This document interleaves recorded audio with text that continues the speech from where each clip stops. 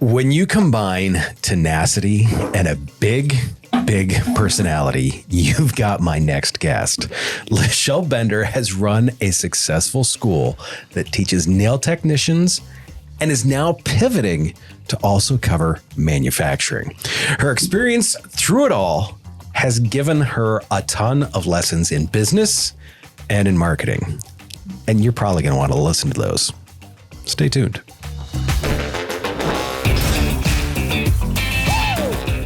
Thanks for coming on. Thanks for having me. You mentioned that one of your biggest lessons was to trust yourself. How did you cultivate that self-trust? Especially as a business owner, there's challenges. How were you able to cultivate that self-trust to be like, I got this? Honestly, making a lot of mistakes at first. I screwed this up, and this up. That means I know how to do it now. So I trust myself to do it. Basically, yeah. I think over time, when you make decisions and things actually look like they working out, you're like, oh man, okay, this one hit. This one good. It's like throwing spaghetti up against the wall a little bit. It's probably a little more calculated than that, but over time, you figure out what works and what doesn't work for your business. And so obviously you want to do more of what works. Right. So you get the best results. But trusting yourself, I think, is something that it's hard to explain, really. I think I really think it's wisdom over time.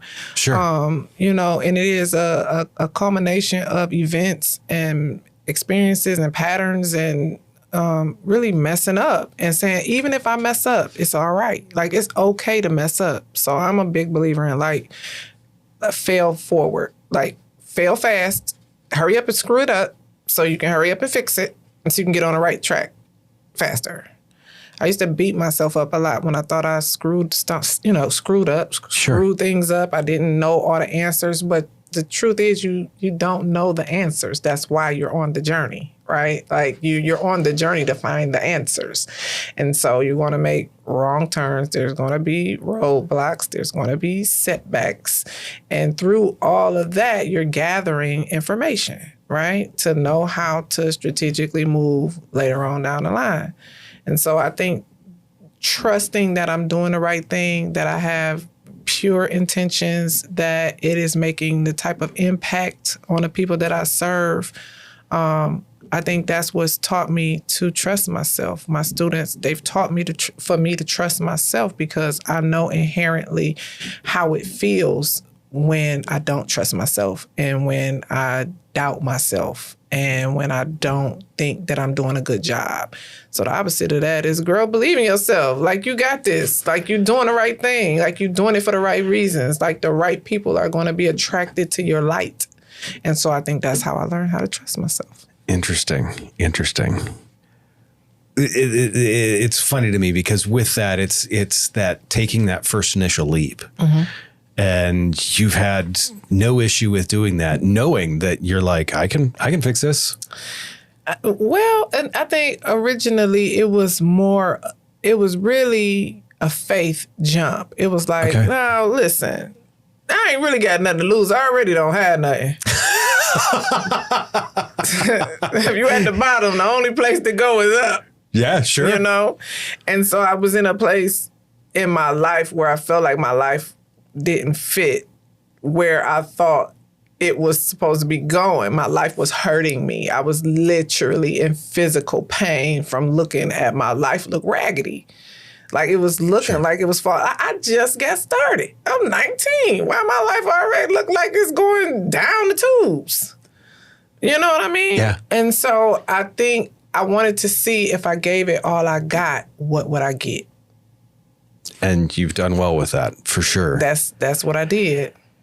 You've done, a variety we talked beforehand, a variety of different marketing things. You were initially resistant to social media, mm-hmm. which, was probably a blessing in many ways. how did you balance, like, with marketing, looking at, okay, this is reaching out to people, this isn't reaching out to people. How did you figure out what was working when it came to that? Okay, so I'm going to be honest. Full disclosure, I do have a degree in communications from the Purdue University. That comes in handy. But I did get that after failing at my first business. Sure. I went back to college after I opened my beauty school and the economic crash of '08. I blamed myself for my business shutting down, not thinking about the economy was a factor and the housing bubble and the bursting of all of that impacted my business. And I was like, maybe I need to go to school and figure out what I'm actually doing before I try to do this again. And so I did that. And so I was a 35-year-old college student. And by then, social media was the way of the world. If Sure. you didn't have a social, are you even really a real business? Do you exist? Do you exist? Like, no Facebook page? Suspect. Must be a scam. Must be a scam. Scam likely.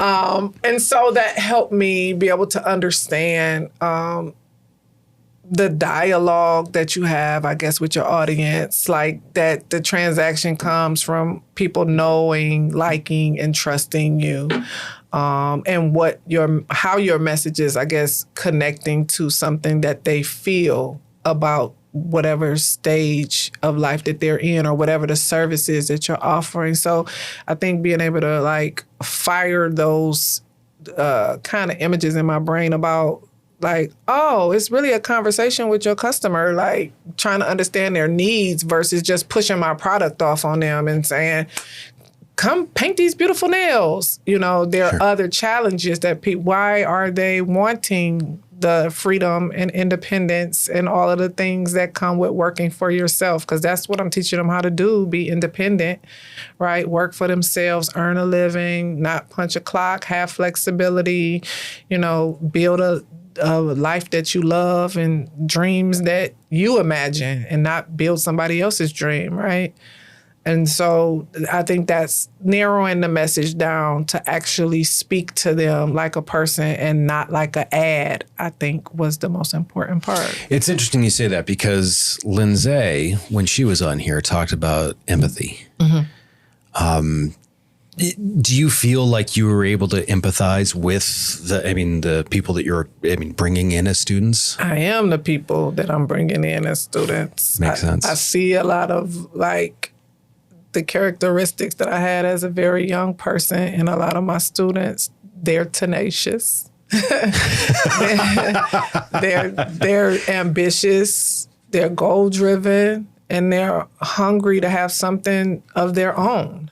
Like they don't want to work at companies that don't value them. They don't want to work for people that don't appreciate the work that they put in for them. They want to build something that has their name on it, right?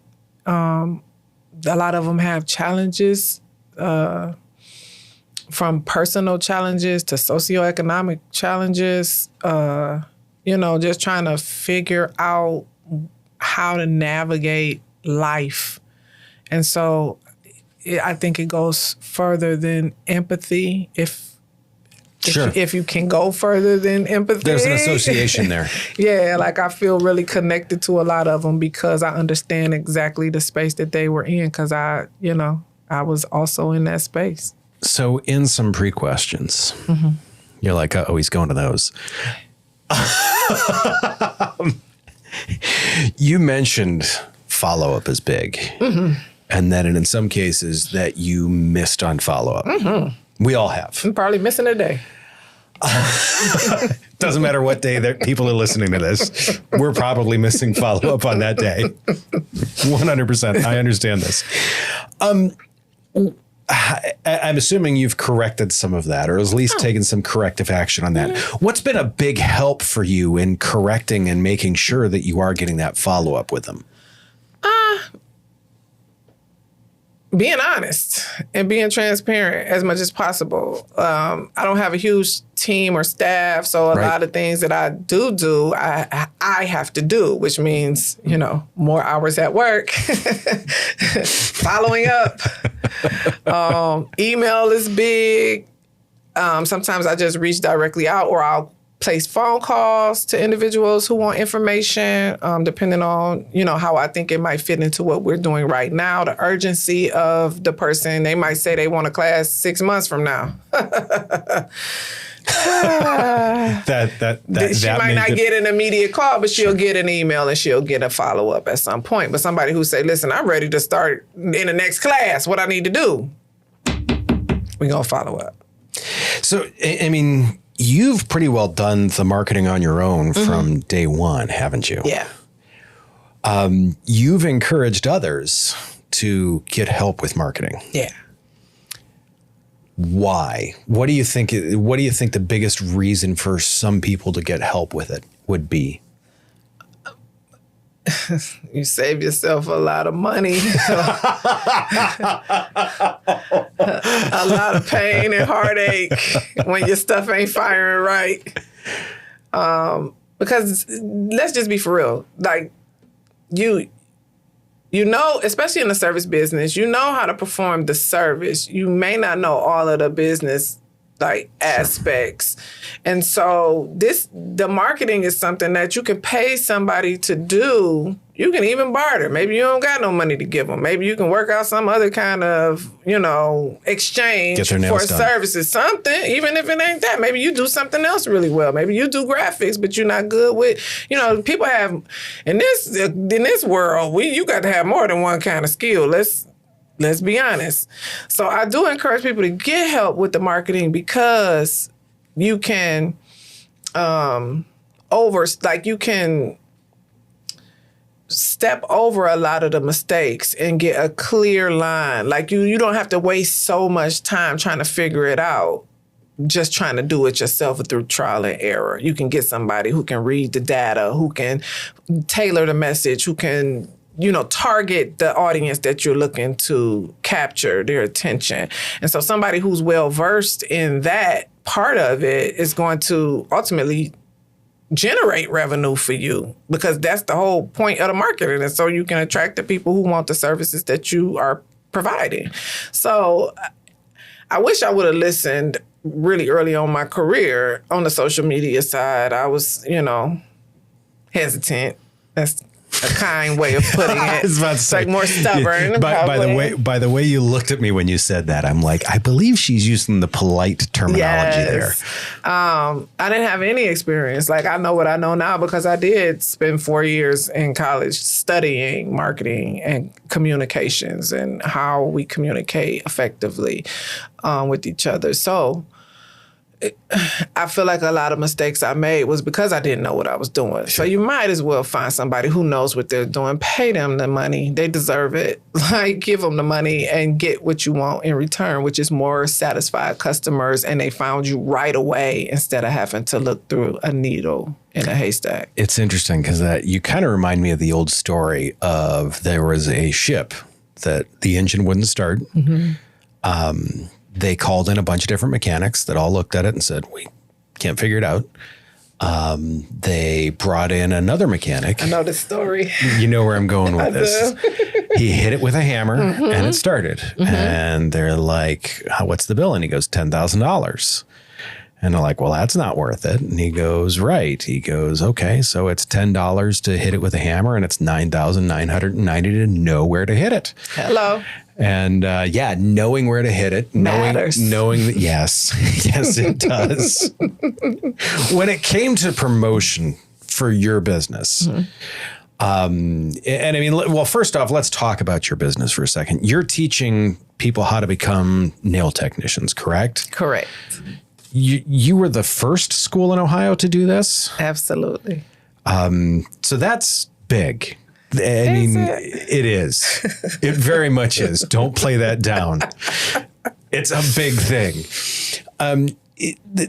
What was initially difficult in the promotion of that? And now I mean, you've been at this for more than 3 weeks. So what was the initial difficult pieces, and what are the difficult pieces years later now? I like that question a lot. The initial difficult pieces were getting people to understand what I was doing and why I was doing it. So when I started, if we're the first, there was no other school that did what I was doing. So there was no reference point for me to be like, look, it's gonna be like this. So people had to come on the journey with me. They had to take a walk inside my imagination. Yeah. This is the way. Come on, I won't lead you wrong. I know there's no path here. This is where we're supposed to go anyways. Build the path on the way.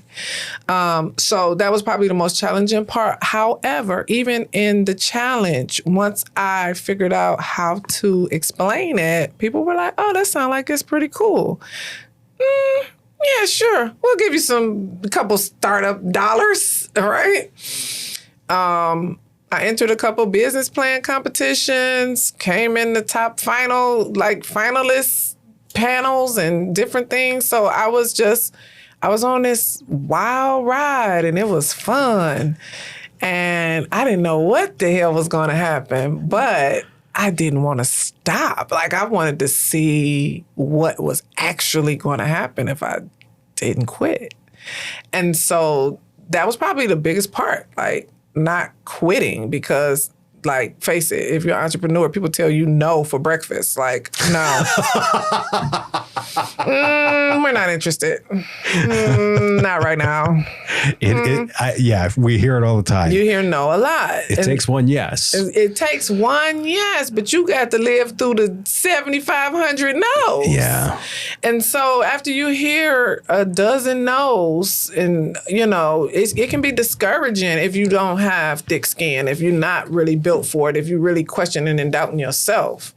So I believed in it before I even saw it. So I was able to explain it to people. And it wasn't until I went through I got the building, I got the funds, I bought the equipment, made sure all the lights and stuff was on, submitted the application, and I went and got the application. And she said, oh, well, your school has been approved. And she called me on the phone, and I said, really? She said, we're going to put your license in the mail. I said, can I come pick it up? She was like, sure. And I hopped in my car and I drove to Columbus. So I was like, the school is got open. Like, we got our license. So my mom was like, oh my God, that's so amazing. And so when I got there, she handed me my license and she said, did you know you're Ohio's first nails only beauty school? And I was like, can I use that on my marketing? She was like, I don't see why not. And that was it.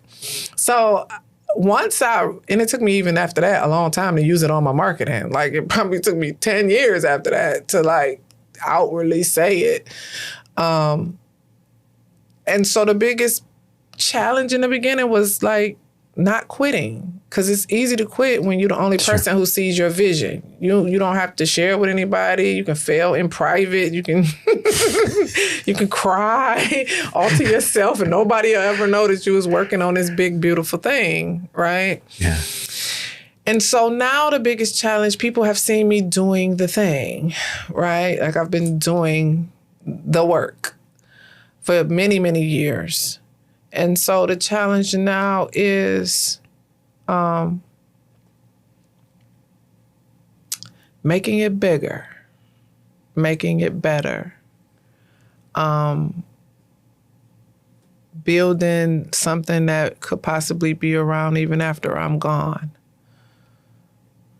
So that's probably the biggest challenge. People gonna come get their nails done. People gonna want to learn how to do the nails so they can make the money, so they can be, financially free.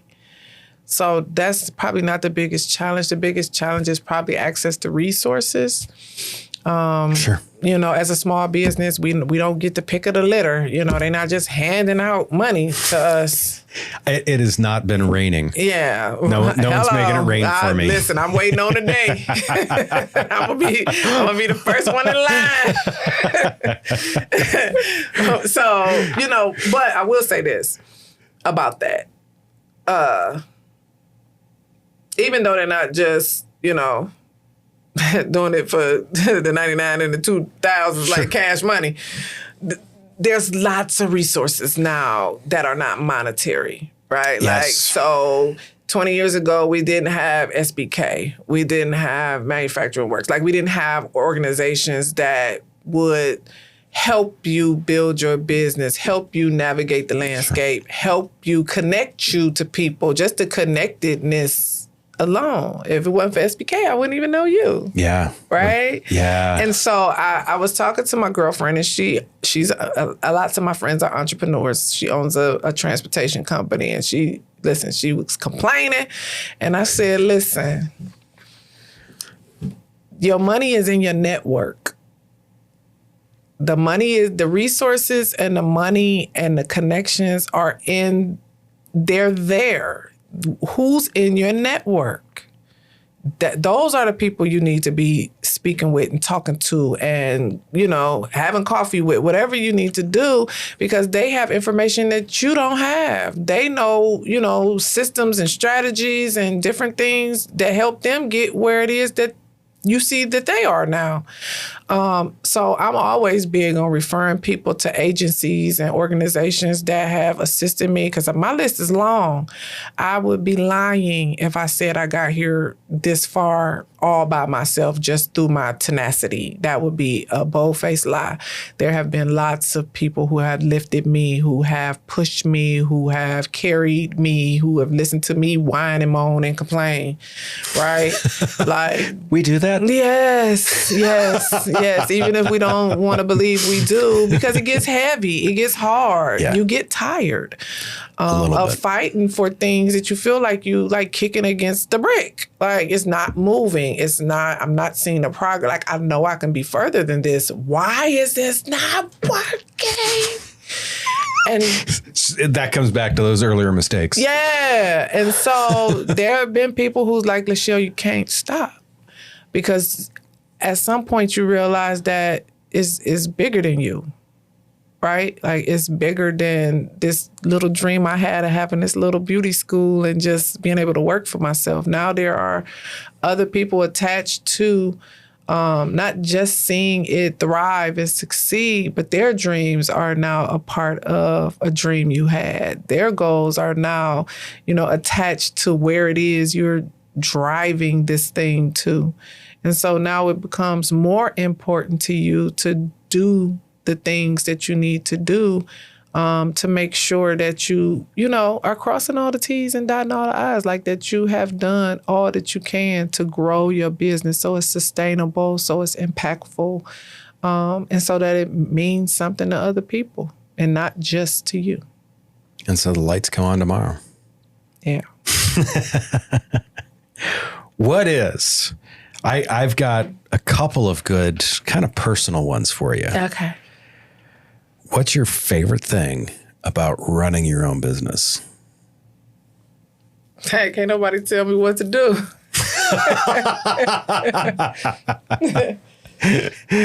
It's your choice. Yeah. Like, I was born to be a boss. That I think is apparent. Yeah. It took me a long time to figure it out. Not a long time, but, when you're a girl, they're like, oh, she's bossy. She wants to tell everybody what to do. Like, I was always like the line leader. Like, I made up all the games. And I was the tallest one. So when you're the tallest, they want to make you stand in the back of the line. Like, you got to be in the back, shortest to tallest, or you got to be in the back of the pictures. I'm always going to be in the front. Like, I don't care about them being short. Tell them to move over. Like, I wanted to be in the front. I know how this goes, even if I really don't know. Trust me. Love it. I love that. Wow. Yeah, so I've always been this person. Like, I didn't just wake up and decide I was going to run my own business. I've been running shit. It's interesting because it kind of comes back to me because and see if you can associate with this too. I had gone through a number of jobs in not rapid succession, but more quickly than I thought because I just didn't fit in. And I was on the phone with my dad and I said, I'm the problem. Didn't take long to figure that out. No. And in all three of these positions, I have been the problem. If someone says, hey, I'm thinking about starting my business, what's one piece of advice, just one piece of advice that you would give them on doing that? Can I ask a question before I answer that question? Go right ahead. Well, does it matter what kind of business or is it just any kind of business? Nope.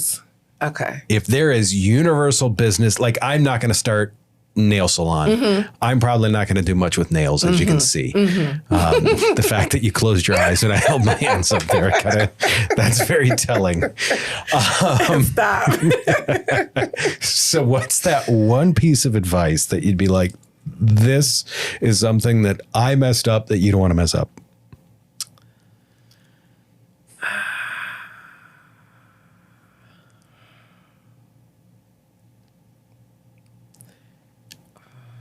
We can come back to this if we need to. Just say it. Probably your paperwork. Like your licensing, the structure. Get your stuff in order. How you structure your business. It's important to start. If you start well, you'll finish better. Oh, I like that. You can start jacked up. I know. Like you can start with missing pieces, broken crayons. You can broken crayons still color. Like you can do a lot with a little bit. It's the story of my life. You can do a whole lot with a little bit. But if you start well, you'll finish better. And I say that because, you get in business. You ain't thinking about the accounting and the paperwork and the financials and you're not thinking about all of the things that it takes to actually run a business. You happy to be running your business and living your dream and doing your thing and doing it well, right? Yep. But, you have to pay your taxes, baby. You got to have your financial house in order, right? You got to separate your personal finances from your business finances. That's probably the most significant piece of information I would give somebody. Make sure you have all of your documentation. Make sure that you set your business up well so you don't have to try to go back and fix it later on, because that can be a very daunting and rigorous process. Like you don't want to have to try to fix it on the way. Makes sense.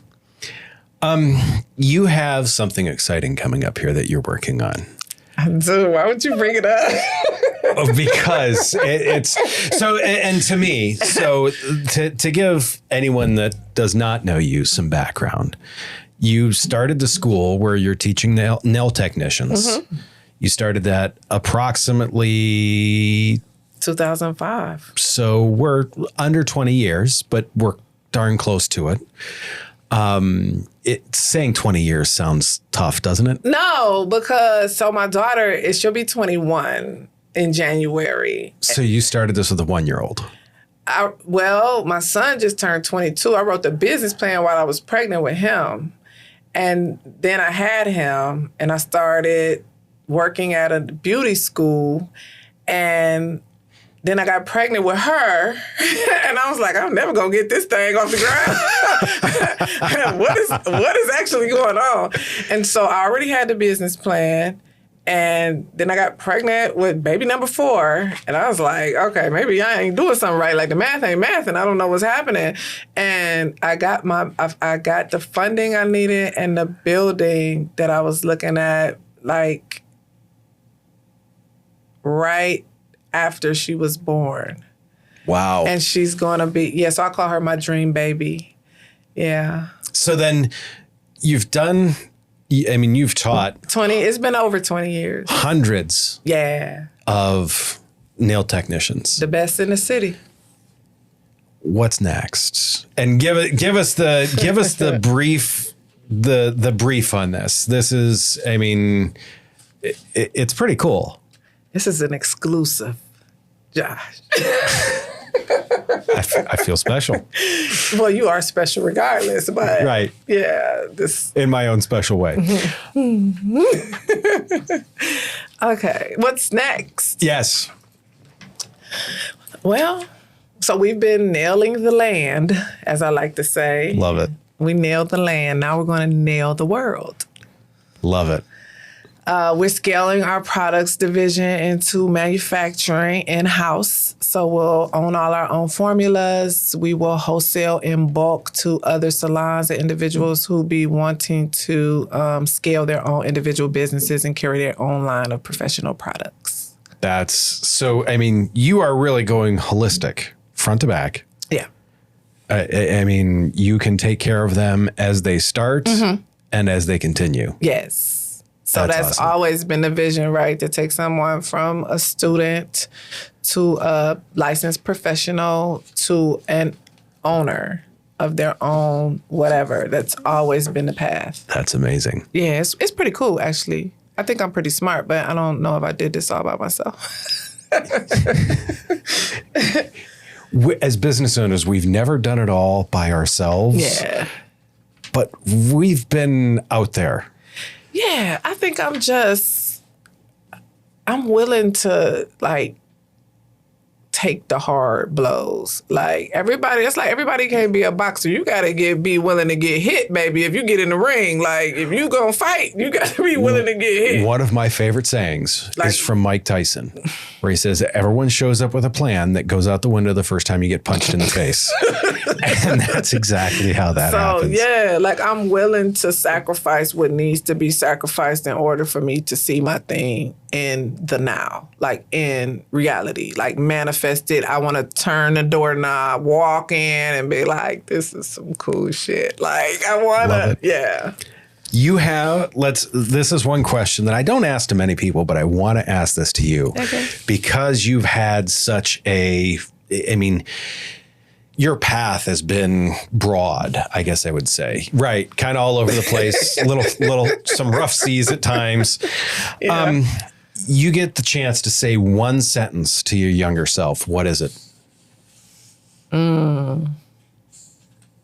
That's, oh, wow, Josh. Really? Just one sentence. Yeah. One sentence. Yeah. I mean, I have to ask difficult questions. Yeah. You did not think I was going to come in here and lob a bunch of softballs at you for you to knock out of the park. That is not what I do. I was looking forward to like you giving me this look of like you are now. Like, seriously? This is what you're asking me?